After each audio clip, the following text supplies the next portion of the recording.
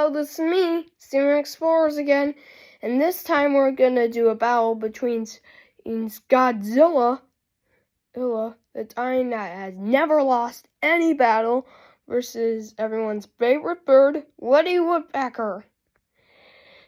Well, about some warnings, this might show you, well, that if Godzilla could talk.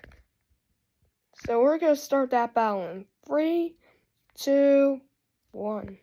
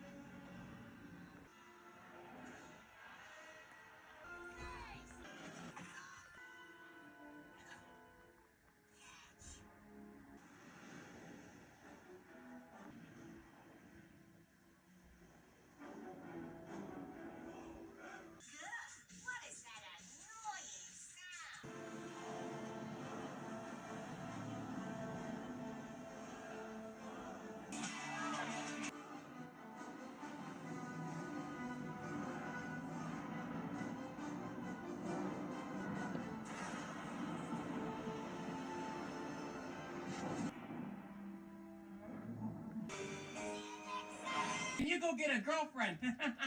Now, as you can see, Godzilla kind of might have defeated Woody Woodpecker because, well, it was almost the end of Woody Woodpecker.